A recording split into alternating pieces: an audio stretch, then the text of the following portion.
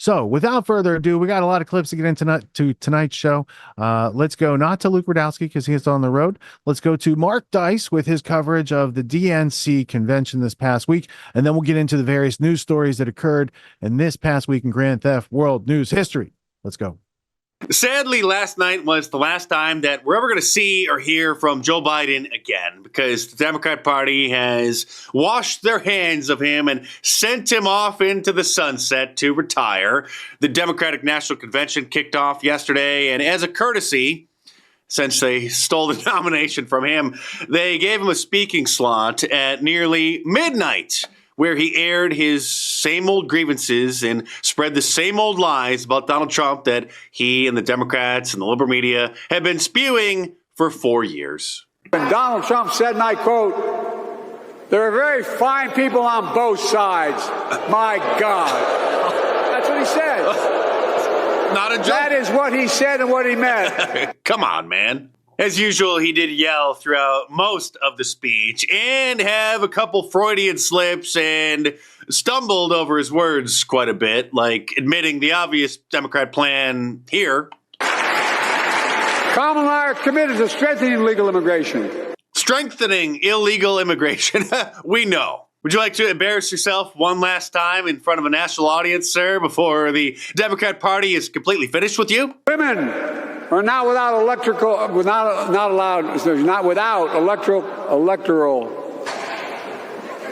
The whole convention is extremely bizarre because it was just about a month ago that old Joe sounded like this. Well, guess what? They're trying to push me out of the race. No! Well, let me say this as clear as I can. I'm staying in the race. Who's the they, Joe? It certainly isn't Republicans. We wanted you to stay in. At one point during his speech, the chant, "We love Joe," broke out, and a brilliant cameraman captured Nasty Pelosi looking extremely uncomfortable and mouthing the words along with the crowd, trying not to look guilty as hell. And yet, Jake Tapeworm over at the Clown News Network, who surprisingly a couple times a year actually does seem like a real journalist. Brooke Glock is right twice a day, and he did confront Nasty Pelosi about her, well, I mean, participating in the coup, although he didn't put it like that, but listen. You know what? You know what? She's already getting uncomfortable. Have you talked to him is my only question. What I have to do. Right. He made the decision for the country. My concern was not about the president, it was about his campaign. Her concern wasn't about old Joe, it was just his campaign was being mismanaged, so they needed to replace him instead of his campaign managers. The Democrats issued an official apology, also known as a land acknowledgement for the convention, where they noted that the Democratic National Committee wishes to acknowledge that we gathered together to state our values on lands that have been stewarded throughout many centuries by the ancestors and descendants of the tribal nations who have been here since time immemorial. Blah, blah, blah. We're sorry. The white man is bad because they took it from the Indians. Ooh, I'm sorry, the Native Americans. And thank God they did, because what a fantastic country they built until the Marxists have now virtually destroyed it. But you get my point. The whole thing was intolerable, and you guys owe me one because you know that I watch CNN, so that you don't have to, because you definitely don't want to see the first gentleman, Kamala Harris's husband, Doug, cozying up with his daughter there. I don't know what he's doing with his hand down there by her belt, and I don't want to know. There was also plenty of projection, the Democrats accusing Republicans of the exact same thing that they themselves are guilty of, as usual. Donald Trump would be able to weaponize the Department of Justice to go after his political opponents. He could even turn the FBI into his own personal police force. You mean, and then raid the home of Joe Biden, just like the Biden Justice Department had done to him? January 6th committee member Jamie Ratskin had a slight teleprompter malfunction. Someone should have told Donald Trump that the president's job under Article 2 of the Constitution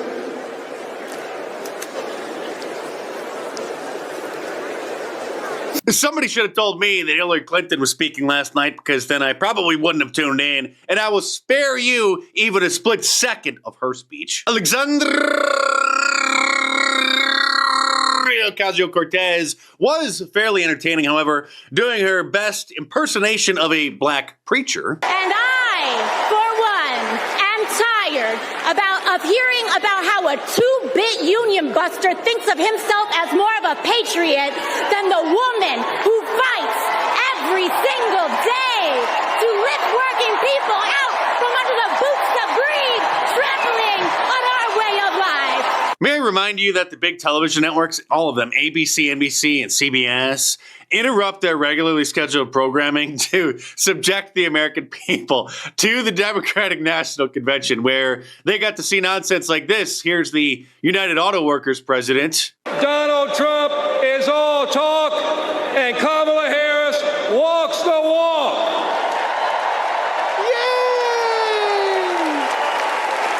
Yay! Wait for it. In the words of the great American poet, Nellie, it's getting hot in here. Actually, sir, or whatever your preferred pronouns are, Hulk Hogan did it better. When they took a shot at my hero and they tried to kill the next president of the United States, enough was enough. And I said, let Trumpomania run wild, brother. Let Trumpomania rule again. Let Trumpomania make America great again.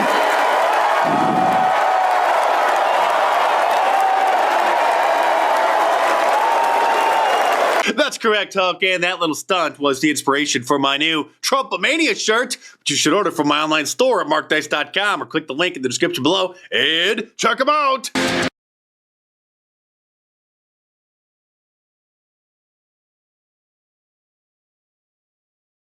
Well, the House Oversight Committee released a report concluding that President Biden, quote, committed impeachable offenses. I did not say that impeachably, unimpeachably. He did it. We know he did it. We've been covering all the things, all of the evidence that's been uncovered by this report as it's been slowly coming out in a drip. But now we have it in one big report, and we're going to show it to you. But here's the thing. Okay, we know he used his influence and made a ton of money. What do we do about it now? Is it worth our time, given that the House is on fire? Is it worth our time? So I want to put this question to you as a thought experiment, because we have to decide. Recall that President Trump was impeached 1 week before he left office. Where did that get us? What did we get for it? I think we can all agree that got us nowhere. Nothing. It gave Democrats a talking point, and that's about it. So if Joe Biden did in fact enrich himself, which we know he did, and his family through his political career, should we want an impeachment given that he is old and senile and powerless? Do we want this? There are two valid arguments here. Number one, no one is above the law. He used the American people to make his family rich, made decisions that were not in our best interest, but in his best interest. He sold us down the river. We will never really have justice for that because it's done. He already did it. He has the money. He made those political decisions. So, but if we don't prosecute him, how do we deter other people from doing this in the future? Then again, you can argue it's a humongous waste of time, taxpayer money. He's leaving office. Democrats will never see this evidence. In fact, they will spend their time trying not to see it. It will go nowhere. It will frustrate the heck out of all of us. So should we just leave it? What do you think? Do we take it and run, or do we leave it? What do you think, Clayton? No, I mean, there's someone in the chat here just on Rumble, CH17, says he's too senile to stand trial, case closed. I mean, look, I don't care if he's too senile. I don't care if he's too old. It doesn't matter. You know, they try to do this with mafia bosses, right? Where they wheel them into courtroom. They're like, he's got Alzheimer's. He can't, he's wearing a robe. He's so old. I don't care, because I think it sets the precedent for future presidents to know that you cannot do these things. Yeah. And members of Congress, for crying out loud. They still try Nazis in their 90s. Yeah. Or in Canada, they applaud them. They give them standing ovations in Canada. Not they. Right. But they seek these people around the world. They'll go to Argentina. Argentina to find Nazis and bring them to account. Right. You hold the highest office in the land, or the second highest office in the land as vice president, and you're enriching you and your family off of American tax dollars, and you're lying about it, and this is absolute corruption, and he should be brought to justice for it. Okay, well, let's take a look at the evidence and then see if you can come down on one side or the other, because the argument is very strong. The country is already too partisan. We don't have time for this. We're funding foreign wars. The economy is crap. Can we even afford to do this? Is it a distraction from the things that need to happen going forward to make the place that we live in better for our children? Will it make it better for our children? So let's take a look. Here is the report. It is based on a year of evidence gathering that started in 2023. The committee has seen checks, loan documents. They've spoken to whistleblowers. It is dense. Again, you should seek it out and look for yourself. Here is specifically what they found. This is a summary. They found that he did use his position to make money. A lot of it since he was vice president. I would suspect that did not start during his vice presidency, but that's as far back as they looked. They say that his family was using his influence to make money, and that it is, quote, inconceivable that President Biden did not understand that he was taking part in an effort to enrich his family by abusing his office of public trust. They say that the Biden family has made sophisticated efforts to conceal all of this by using LLCs, intermediaries, smaller transaction. They also say he concealed evidence. He removed evidence and documents specifically. If we could go to the next one, he removed evidence to his personal residences, and he showed things to his ghostwriter who did not have clearance, and he had the White House lie for him about this. In fact, they claim, and I don't know if this is true, that the president could be impeached based on just the fact that the Biden administration lied for him, whether he knew about it or not. From this slide, they say the House need not show that the president directly ordered his subordinates to obstruct an investigation. In certain circumstances, the president may be impeached for the actions of subordinate officials, and they base this on the Nixon impeachment. So that's interesting. Again, I can't comment on whether or not that's true. I'm not a lawyer, but interesting, right? Because the Biden administration is so chock full of liars and obstructors that we could hold the president accountable for that. They also claim that a lot of this money was marked as loans, but never paid back. Over $8 million in loans, but they couldn't find the receipts for any repayment. So they think that could have been gifts. Duke Raoul in our chat says, ignorance of the law is no excuse. Yeah, you can, I'm just ignorant of this law. I didn't know that I couldn't do this. That's you can't. The president doesn't know the law. That's no excuse. He has a law degree, so yeah, no, I don't think we can say that he couldn't have understood or he didn't know any better. Right. Okay, where were we? Bribes. Yeah, loans. They had loans with no receipts. So they're thinking those were probably not loans. They were marked as loans. Now, recall that President Trump was impeached by only one chamber of Congress for asking Ukrainian President Zelensky for a favor. That favor word, it all hinged on that, right? Which, not ironically, was about this very corruption. In this report, President Trump did not get anything for that favor. He didn't get the investigation that he wanted. He didn't get money. The mere act of asking is what put him in that hot water. President Biden, however, received actual money from foreign actors and enrichment, and so did his family. They peddled what the committee brands as the Biden brand. That's what they called it. They noted that they knew the brand was Joe Biden, and everyone in his inner circle could peddle it, and they could use it, dinners, golf course, over the phone. Hey, a lot of this came from Devin Archer.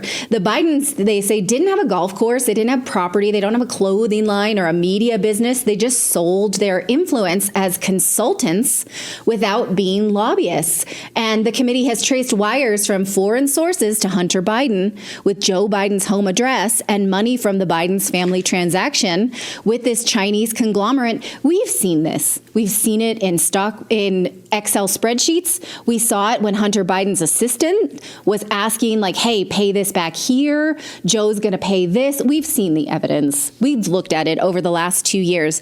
And indeed, it was very lucrative for them, to the tune of $35 million is what they've seen. Biden family members receiving over $18 million from foreign sources, and their schemes $27 million, totaling $35 is what the committee has seen that they could uncover.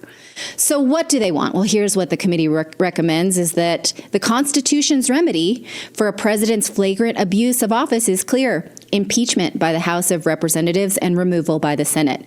Despite the cheapening of the impeachment power by Democrats in recent years, they say, the House's decision to pursue articles of impeachment must not be made lightly. As such, this report endeavors to present the evidence gathered to date so that all members of the House may assess the extent of President Biden's corruption. So how much of that is still going on, given nobody's going to buy the Biden brand? He has no power anymore, presumably, right? We don't know who's running the White House. We don't know what that would get anybody to buy into the Biden brand. It seems to me their payday is over. But now that you see at least a summary of this evidence and where to find it for yourself, what do you think? Should we impeach this old senile guy? What do we get for it? Let me know what you think. Where do you come down on this? You know what's interesting is I was diving into the Clinton Foundation data over the past couple of days, and what was interesting is, well, I'm sure that if it was true what they're saying, that they would have raided his house and checked out his Corvette into evidence, like they did to the Mar-a-Lago place. When they did the Mar-a-Lago deal, they came in with like SWAT teams and armored cars, and they had an authority, special authority, that if he resisted, they could shoot him. I don't see any of that going on with the current president, soon to be not the president. And also, there's this to consider. If you want to impeach Joe Biden, what happens then? Kamala becomes president or something? I think they're going to make her president anyway, so she'll be the first female president, and then she'll be going into the election as someone who gets reelected because they're already president. I think that's the only angle that they would have that would end up with her in the White House. But what do you think, Scott? Yeah, I mean, this whole deal about, the corruption, like having enough evidence to convict, but saying, oh, we can't because he's too old. Like, that is just the most incredibly awful excuse I've ever heard in my life. Like, that is unacceptable. I don't know why people weren't up in arms about that. Like, if we were just, it just adds to the pile of just eye rolling, head shaking, just like, okay, so it's just so clear, it's so obvious that the justice applies to these people over here, not over here. Whereas it should be the complete opposite. I mean, it couldn't be more obvious and in its face. I mean, you can go down the list of every single thing. It's like if Trump was accused of this, or if his son did this, or if his mentor was a KKK guy, you just go down the list. It's just like one thing after another. It's like there's no shortage of anything where you could compare the treatment of Trump versus Biden and understand without any doubt that there's two tiers. Like, they go after Trump for jaywalking, stubbing his toe, whatever it is, yet it's just on its face, blatant, prima facie, no questions asked. Like, Biden is corrupt beyond any possible conceivable imagination, and it's like nothing. They're like, oh no, he's just an old man. It's fine. Insane. Well, it's a perfect encapsulation of the leftist democratic thinking that Biden is incompetent. He can't stand trial for self-responsibility, but he can go ahead and run the country and be president of the United States. So you're too incompetent to stand trial, but you're plenty competent to be their puppet as they continue to do many years at Biden's. I mean, so we're going to get into that because we have to cover the DNC this week. Oh, I can't wait. I watched the whole thing, dude. It was. I watched it too. I had a great time. It was not the easiest viewing. Well, I've got some funny stories. I can't wait to get into it. It's going to be fun. There was a lot of AOC gaslighting, and I'm of the hypothesis that they all had the same scriptwriter, that the Hillary Clinton speech, the AOC speech, several of these speeches had hallmarks of the same scriptwriter. And it's the same way that they would do roasts. a lot of the speeches at roasts are written by the same comedy team that writes the whole thing, and then people get bought into it. They're like, here's your part. Similar here at the DNC and probably at the RNC. I don't want to say that one team does it and the other team, but the Democrats are a lot more obvious about how they do it. And that's why it's more fun to watch it. But before we can get to that, we have to cover some of this cocaine that was in the White House, because the Biden White House does have a problem at the White House. It's a bunch of bags of white stuff floating around. And you'll be surprised to hear the Secret Service guy who just became the head of the Secret Service, that Ron guy, he's involved with the cover up. And some of the people didn't want to delete the evidence, and he was of the favor, like, just get rid of it type stuff. So we're going to get into that story. And also we're going to check in with the immigration policies in the states out west. So we're going to hop over with the conservative twins for a few minutes and see what's going on in Colorado. That might be worthy of note because it's kind of like canaries in the coal mine. And we'll get to that story right after who's doing the blow in the White House. Let's see. Hey, come see us on tour. We'll be in Chicago, Grand Rapids, Michigan, Duluth, Georgia, right outside of Atlanta, Jacksonville, Florida, Tempe, Arizona, and Burbank, California. Go to jimmydore.com for a link for those tickets. So Colin Rugg tweeted this out. He says, Justin, former Secret Service Director Kimberly Cheadle, you know her, the woman who's either the dumbest person in the world or completely in on trying to get the president assassinated, former president. Kimberly Cheadle's wanted to destroy White House cocaine evidence, according to Real Clear Politics. Why? According to the report, an agent was taken off the case after he wanted to follow a certain crime scene investigation protocol. Cheadle and then Deputy Director Ron Rowe reportedly wanted to cover up evidence. The Secret Service Forensic Services Division and the Uniform Division stood firm and rejected the push to dispose of the evidence, according to 3 sources in the Secret Service community. Who has reported that? That is reported by Susan Crabtree. So she's working seems like she's working directly for the Bidens, A. And do you remember when they found that bag of cocaine in an entrance nobody normally uses? And it was the same day that Hunter Biden was at the White House, and he was looking like this. Do you remember this? Watch this. You tell me that guy's not hopped up? Turn it down. You tell me that guy's not hopped up? Wait, but Jimmy. And look at her. She knows he's hopped up. You can bring up Kurt. She knows what's that? You guys find a white bag around. He's got to ask if they've seen his Coke without saying it's Coke. I mean, you see her face. She's just like, oh my God, your son's hopped up on the goofballs again. Yeah. How do I go ahead. Hunter loses guns and laptops. So what are the odds he holds on to a bag of Coke for very long? How come? Damn, this is such a goofy system. I can't control the volume on my own computer. Let me play that again. Turn it down for a second. So there he is. Look at him. Hey, gotta rub my nose a little bit. You see, child's nearby. Hey, kiddo. Oh, my God. And she knows it. And she knows it. Yeah, Dr. Jill? The world doesn't notice. Yep. I mean, she is a medical doctor. Of course she knows.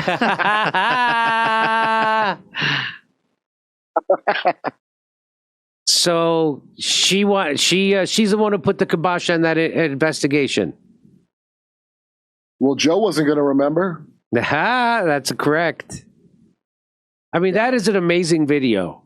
Like, that is exactly what it looks like. That's not what it looks like. That's exactly what it looks like. Hunter Biden is hopped up on the goofballs, and she's pissed off about it. She's like, what?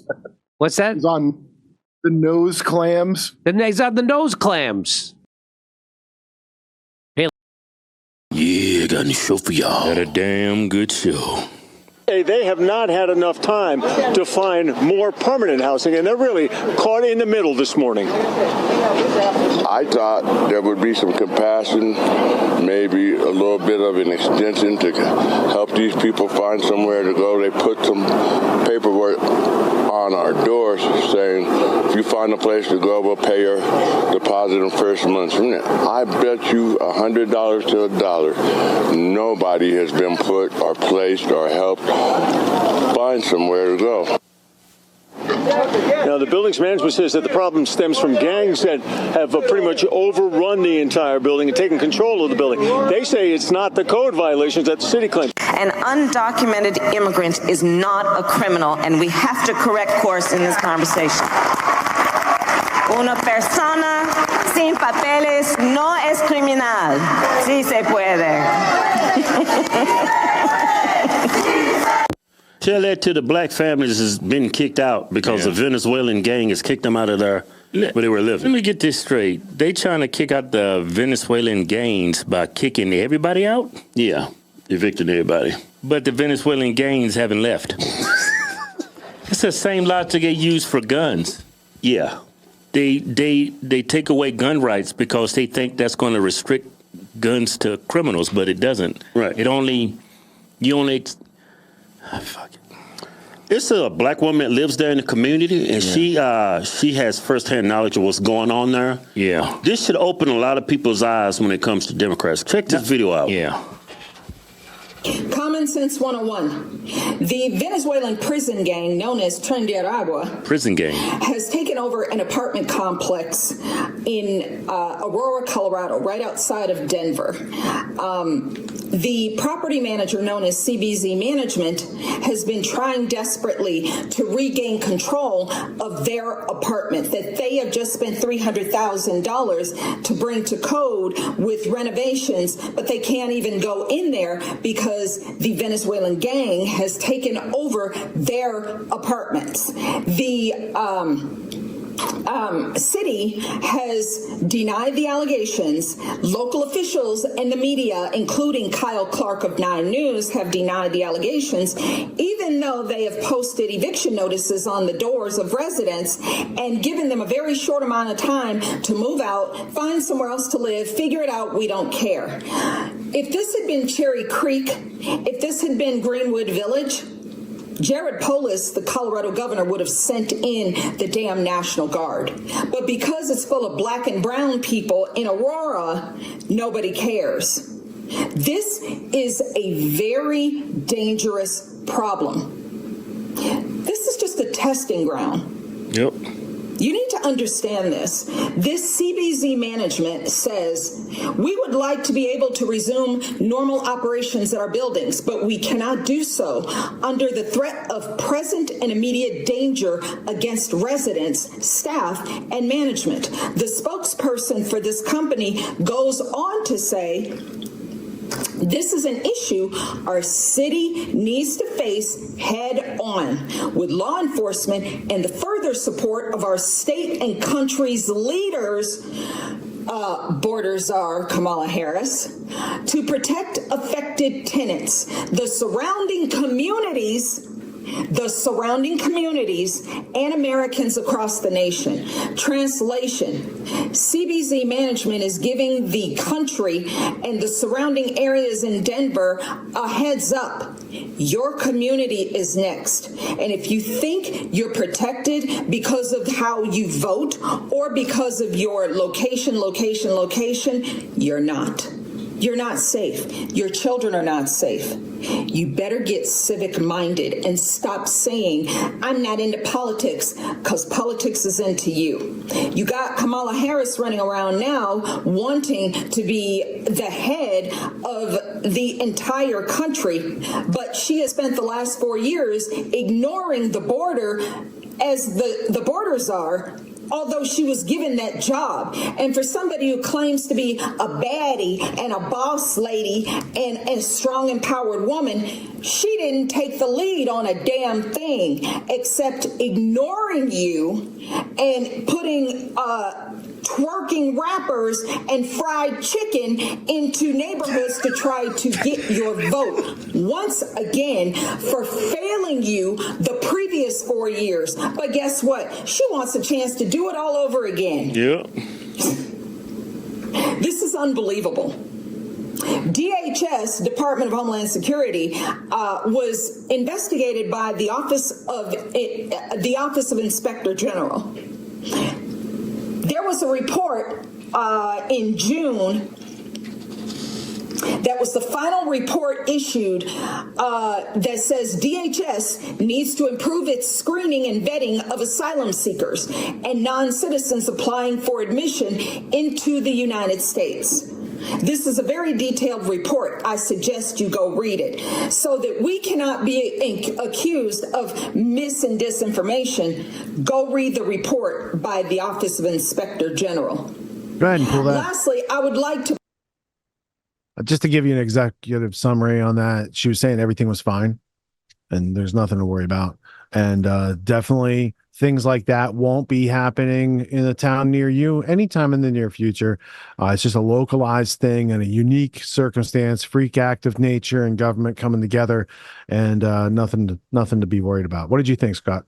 Did you get like a different summary than I got? I mean, no, it's pretty much the same stuff. I mean, it's just you know, the thing that really caught my attention is like they are like they're talking about the migrants, you know, the migrants, like they're not criminals. It's like, but that's literally what they're doing. Like they're circumventing the law. Like, well, is circumventing the law and breaking the law the same thing? Like if you just go around the law or disregard the law or choose not to do what the law says. Now, listen, I'm not a big law guy, you know what I mean? But it's like, you know, like I try to not get in trouble, you know what I mean? I'm not, there are laws I disagree with and I disobey, but there's like things that's kind of a, you know what I mean? You know what I mean? You guys know what I mean. Well, you simplify it down, like the 10 Commandments basically break down to don't steal.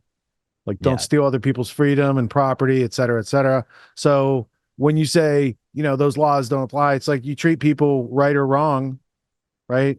Then that takes away a lot of the nuance. And it's wrong for those people from another country to come here and do a whole bunch of criminal things. However, in their defense, because they're not here right now, they're criminals in another country who we let come here, and we got a bunch of soft spots and places that don't protect themselves and places that think, you know, they're like the people in Independence Day that are like doing a welcome party for the aliens, or the same people in Mars Attacks, right? Like they're enamored. They're like, oh, these are not like the poor and helpless and the disheveled people. These are the countries saying, oh, let's take all our professional criminals and send them to America. Maybe they'll take over and get some votes. That's, you know, that's the way that they're going to have a say in U.S. foreign policy. It's not a bad strategy. I'm just saying we shouldn't be so open to it. We shouldn't let these things go on. We should have an immune system called a border to our country. And that's going to say there is a proper way to come in and there's a vetting process. And this is how it was long ago at Ellis Island. You just didn't come and get to Virginia Beach. You had to go through a place and they had to check you out. And then sometimes people had to be quarantined because they had infective diseases that they were bringing from other places. These days, they're just bringing in millions and millions and millions of people and they're not going through any process. It's very dangerous. They don't know where they're going. Well, maybe they do because they give them all cell phones and credit cards and things like that so they can track them and make them an instant army flash mob anytime they want to. But for the people in responsibility and ownership, there's no insight into that whole process. And it's very much antithetical to what our Constitution set up as far as how government is supposed to run to protect our rights, not to keep us safe, but to protect our rights is how the Constitution was structured as a constitutional republic. And the Democrats, well, they're going to want democracy, which is two wolves and a sheep voting on who's for dinner. And you see the results. It's always been the party of slavery, and they continue to co-opt the people of color in a Stockholm syndrome-like enchantment that we're going to get into tonight because these DNC clips, they are thick.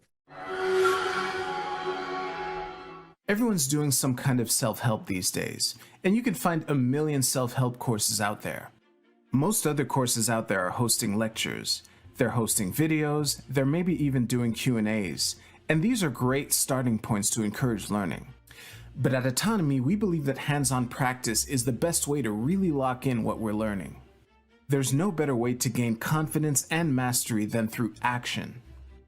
After each lecture, we practice the concepts we've learned with other students, giving and receiving feedback in a non-judgmental environment. The result is mastery of concepts like entrepreneurship, ethical sales, and self-reliance in an environment that directly translates to the real world. Plus, you make connections with other like-minded individuals who are learning right alongside you, and you have a lifetime membership in the community. The Autonomy course with Richard Grove equips you with confidence, competence, and courage in a world filled with confusion and noise. You can learn more at getautonomy.info. We'll see you there.